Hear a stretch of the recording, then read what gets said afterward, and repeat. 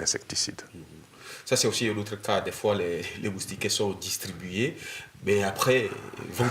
Ça, c'est un autre cas quand même qu'il faut qu'on n'essaiera pas quand même d'évoquer ici. Oui, malheureusement, il y a aussi des composantes de recherche active et des recherches de mise en œuvre que le PNLP fait avec notre centre et nos équipes respectives pour pouvoir comprendre quelles sont les motivations des personnes, qu'est-ce qui les amène à avoir des attitudes et pourquoi ils utilisent ou pourquoi ils n'utilisent pas les moustiquaires imprégnés.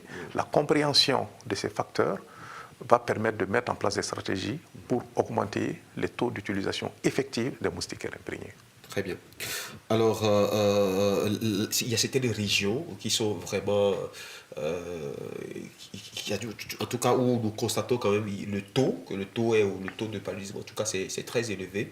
Mais bien avant de parler de ça, est-ce qu'on peut avoir déjà les types de vaccins qui ont été développés jusque-là?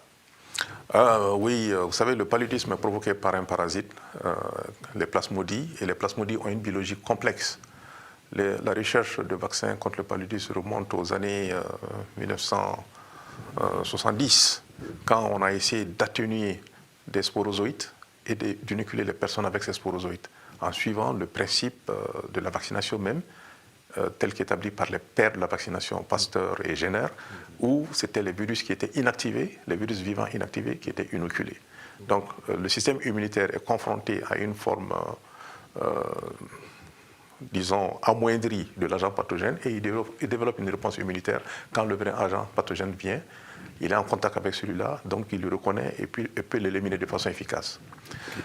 Sauf que cette stratégie ne marche pas très bien avec le paludisme du fait de la complexité du parasite, qui a des stades sanguins, extrêmement des antigènes particuliers, des stades pré-érythrocytaires avant d'entrer dans le sang, qui expriment aussi des antigènes particuliers, et des stades chez le vecteur, qui expriment eux aussi des antigènes particuliers. Et tout ceci exige des réponses immunitaires spécifiques qui sont aussi compliquées par parfois la diversité antigénique du parasite.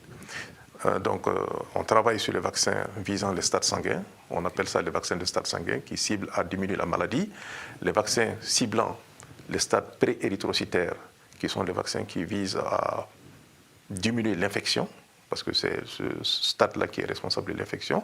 Et il y a aussi les vaccins qu'on appelle les vaccins altruistes, qu'on administre aux personnes, mais pour protéger les vecteurs contre l'infection, de sorte que les vecteurs, quand ils prennent leur repas de sang, le parasite est détruit et il ne peut pas être transmis à quelqu'un d'autre. Voilà, donc ça, ce sont les vaccins qui visent à bloquer la transmission du parasite.